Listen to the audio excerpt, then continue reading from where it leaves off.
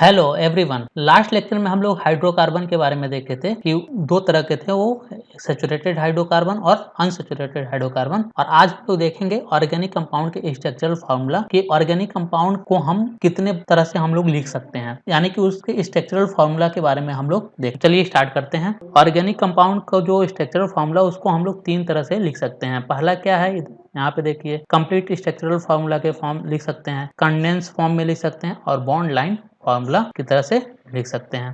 तो मतलब organic compound जो है उनको हम लोग तीन तरह से रिप्रेजेंट कर सकते हैं या लिख सकते हैं। किस किस तरह से? पहला क्या है, कंप्लीट स्ट्रक्चरल फार्मूला, दूसरा कंडेंस स्ट्रक्चरल फार्मूला और तीसरा बॉन्ड लाइन फार्मूला। अब हम देखते हैं तीनों को अलग अलग सेपरेट करके पढ़ते हैं। तो सबसे पहले चलिए देखते हैं कंप्लीट स्ट्रक्चरल फार्मूला। देखिए कंप्लीट स्ट्रक्चरल फार्मूला को हम देखिए, सबसे पहले क्या होता है, जहां जहां हमें बॉन्डिंग दिखेगी यानी कि उसके बैलेंस बॉन्डिंग दिखेगी वहां पर हम उसको रिप्रेजेंट करेंगे किससे? बॉन्ड लाइन से। और जहाँ पे हमें अगर जैसे ऑक्सीजन है, ऑक्सीजन की वैलेंसी अगर फुलफिल नहीं हो रही, जितने बचेंगे वहाँ पर क्या करेंगे? लोन पेयर बना देंगे, यानी कि दो डॉट मिलकर एक लोन पेयर बनाते हैं। इतनी बात समझ में आया? जैसे कि अगर मेरा कार्बन और ऑक्सीजन के बीच में अगर है तो क्या है, कार्बन बॉन्डिंग बना लिए और ऑक्सीजन की जो वैलेंसी होती है 6 होती है, यानी कि दो बॉन्ड बन गए कार्बन के साथ, लेकिन यहाँ पे 4 बच गए। तो एक लोन पेयर ये और एक लोन पेयर ये, इसको हम डॉट डॉट से रिप्रेजेंट करेंगे। यानी कि ये क्या है, it's represent of Lewis structure. Lewis structure की तरह हम रिप्रेजेंट करते हैं। Which bond pair are represented by, जो बॉन्ड पेयर होते हैं उसमें रिप्रेजेंट करते हैं किससे? डैश से। एंड लोन पेयर डॉट से, दो डबल डॉट से क्या, लोन पेयर को हम लोग रिप्रेजेंट करते हैं। लोन पेयर को डबल डॉट से रिप्रेजेंट करते हैं और जहाँ बॉन्डिंग बनती है वहाँ पर सिंगल। जैसे कि अभी हम एग्जांपल लेकर जब हम चलेंगे तो ज़्यादा क्लियर हो जाएगा। जैसे हमारे पास क्या है, इथेन है। इथेन क्या है? C2H6। इसका हम कंप्लीट स्ट्रक्चरल फॉर्म में जब लिखेंगे तो कार्बन कितने हैं इसमें? 2 कार्बन है, तो यानी कि कार्बन कार्बन के बीच में बॉन्डिंग बना दिया। अब हाइड्रोजन, इसका कार्बन की संख्या होता है 4 होती है, तो एक बॉन्ड यहाँ बन गया, 3 बच गए, तो इसके साथ 3 हाइड्रोजन लगेंगे और ये ऐसे रिप्रेजेंट करेंगे, यानी कि इसके वैलेंस भी फुल हो गया और एक एक बॉन्डिंग यहाँ पर बन गए। इसी तरह से इस कार्बन के पास क्या है, एक बॉन्डिंग हो गया, 3 और बचेगा, तो ये हाइड्रोजन के साथ यहाँ पर ऐसे जोड़ देंगे। तो ये क्या हो गया, कंप्लीट स्ट्रक्चरल फार्मूला का, किसका? इथेन का। देखिए C2 2 कार्बन है, हाइड्रोजन 6, 1 2 3 4 5 6, मतलब पूरी तरह से एक्सपेंड करके लिख दिया गया है। इसको क्या बोला गया? Complete structural formula. इसी तरह से एथेन।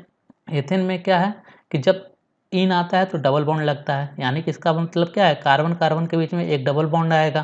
क्लियर हो गया? उसके बाद से इसकी वैलेंसी फुलफिल करेंगे तो कार्बन यहाँ पे 2 बॉन्ड बना लिया, यानी कि 2 हमारा इलेक्ट्रॉन शेयर हो गया और 2 बच गया, तो क्या होगा, यहाँ पर एक हाइड्रोजन एक हाइड्रोजन। इसी तरह से यहाँ पे भी एक हाइड्रोजन एक हाइड्रोजन। ये क्या हो गया? एथेन। और जब इथाइन की बात होती है तो आयन क्या होता है? ट्रिपल बॉन्ड, यानी कि कार्बन कार्बन के बीच में क्या है, एक ट्रिपल बॉन्ड है और उसके बाद इसको बैलेंस कर दीजिए, तो एक हाइड्रोजन इधर लगेगा, एक हाइड्रोजन इधर बनेगा। और इसके बीच में देखिए बॉन्डिंग मैंने यहाँ पे दिखाया है, ये बॉन्डिंग मैंने दिखा दिया। और अभी इन सब केस में क्या हमारे पास लोन पेयर नहीं बन रहे हैं, तो लोन पेयर दिखाने की जरूरत ही नहीं पड़ा। इसलिए ये क्या है, ये मतलब जो हमारे पास ऑर्गेनिक कंपाउंड है उसको एक्सपेंड करके जो हम लिख देते हैं उसको क्या बोलते हैं? कंप्लीट स्ट्रक्चरल फार्मूला बोलते हैं। यानी कि उसमें क्या है, बॉन्ड आ जाए और लोन पेयर। बॉन्डिंग को हम एक डैश लाइन से रिप्रेजेंट करते हैं और लोन पेयर को हम डॉट से रिप्रेजेंट करते हैं। इतनी बात समझ में आ गया?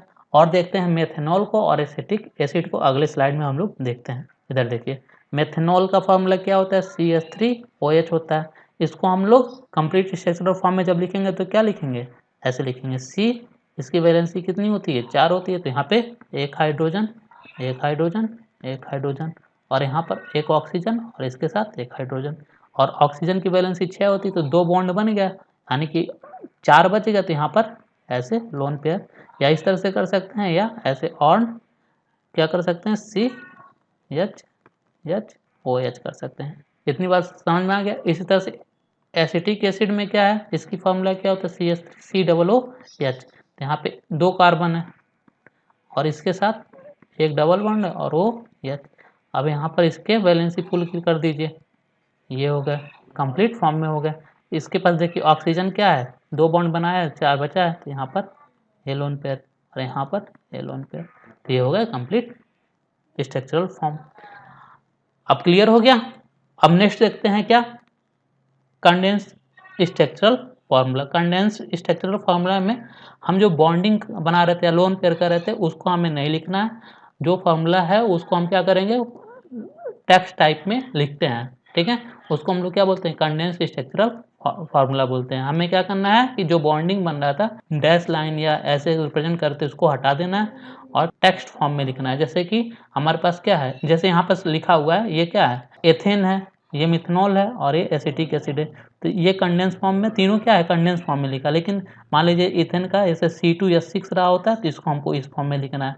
और देख लेते हैं जैसे क्या, प्रोपेन को हम कंडेंस फॉर्म में जब लिखेंगे तो क्या होगा, यानी कि C3H8 है, इसको कंडेंस फॉर्म में जब हम लिखेंगे तो क्या होगा, कंडेंस फॉर्म में हमें लिखना है तो क्या लिखेंगे, CH3CH2 और CH3, ये कंडेंस फॉर्म में होगा।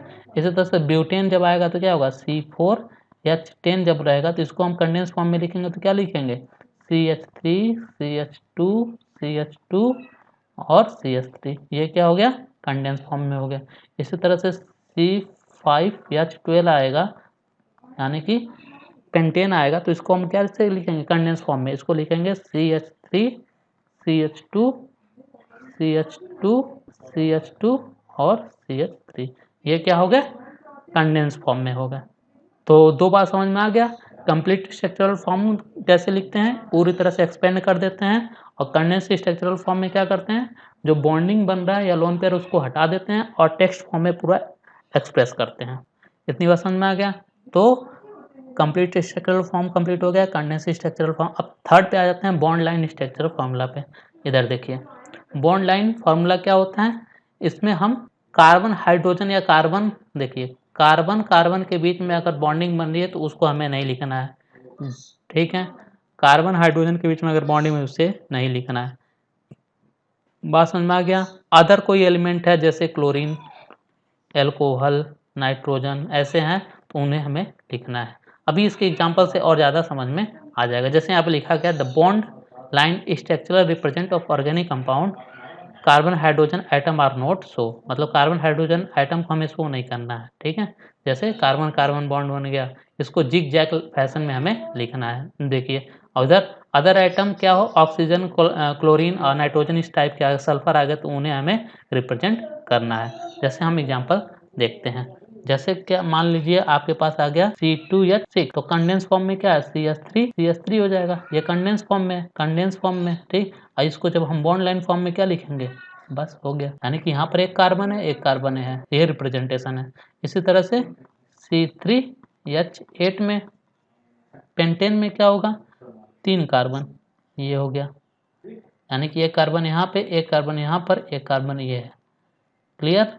इसी तरह से मेरे पास क्या आ गया, C4H10, ये कैसे लिखेंगे, 4 कार्बन, यानी कि 1 2 3 4 हो गए। देखिए एक कार्बन यहाँ पर, एक कार्बन यहाँ पर, एक कार्बन यहाँ पर, एक कार्बन यहाँ पर। इसी तरह से मान लीजिए फॉर्मूला आ गया CH3CH और यहाँ पे CH3 और यहाँ पर आ गया मेरे पास एक और CH3, तो कैसे लिखेंगे, तो इसका देखिए यहाँ पर क्या लिखना है, एक कार्बन, 2 कार्बन, 3 और यहाँ पर एक ये कर गया, यानी कि एक कार्बन यहाँ पर, एक कार्बन यहाँ पर, एक कार्बन यहाँ पर, एक कार्बन यहाँ, और यहाँ पे देखिए कितने कार्बन, 1 2 3 4। बात समझ में आ गया। तो इस तरह से हमें रिप्रेजेंट करना है, ये बॉन्ड लाइन फॉर्मूला है। इस तरह से और देखना है तो यहाँ पे देखिए, जैसे आपके पास आ गया C5H10 आ गया, तो इसको कैसे रिप्रेजेंट करेंगे, 1 2 3 और ये 4, 1 2 3 4 5 कार्बन हो गए, 1 2 3 4 5 कार्बन हो गए। इतनी बात समझ, तो ये क्या हो गया, ऐसे फॉर्म में लिखने को हम क्या बोलते हैं, बॉन्ड लाइन फार्मूला बोलते हैं। मान लीजिए साइक्लिक अगर कोई आ गया, साइक्लिक में क्या होता है, जैसे इस तरह से नेक्स्ट स्लाइड पे देख लेते हैं। साइक्लिक में जैसे CH2 है और यहाँ पर CH2 है, ये CH2 है, ठीक है। तो इसको हम बॉन्ड लाइन में कैसे रिप्रेजेंट करेंगे, ये बॉन्ड लाइन में हम इसको ऐसे रिप्रेजेंट कर देंगे। बात समझ में आया, बस इसी तरह से आईपीएससी नेमिंग, इसके हम जब आगे बढ़ेंगे, जब आईपीएससी नेमिंग का जैसे जैसे आगे बढ़ेंगे तैसे तैसे इसके आईपीएससी नेमिंग के भी बारे में बताएंगे। अभी बस स्ट्रक्चरल फार्मूला के बारे में बता रहे हैं कि ये कंप्लीट स्ट्रक्चरल फार्मूला क्या होता है और कंडेंस स्ट्रक्चरल फार्मूला क्या होता है और बॉन्ड लाइन स्ट्रक्चरल फार्मूला क्या होता है। तो हमने देखा क्या, कंप्लीट स्ट्रक्चरल फार्मूला और फिर देखा हमने कंडेंस स्ट्रक्चरल फार्मूला और तीसरा देखा बॉन्ड लाइन स्ट्रक्चरल फार्मूला। तो तीनों बहुत ही सिंपल है।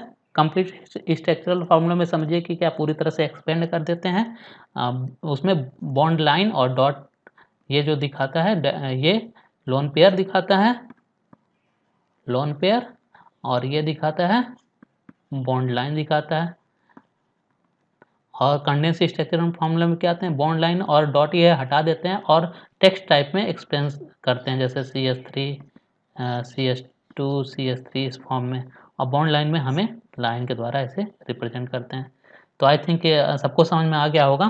तो आज के लेक्चर में बस इतना ही। नेक्स्ट लेक्चर में हम और डिटेल में बात करेंगे। कमेंट सेशन पसंद आया तो please comment, like, share and subscribe कीजिएगा।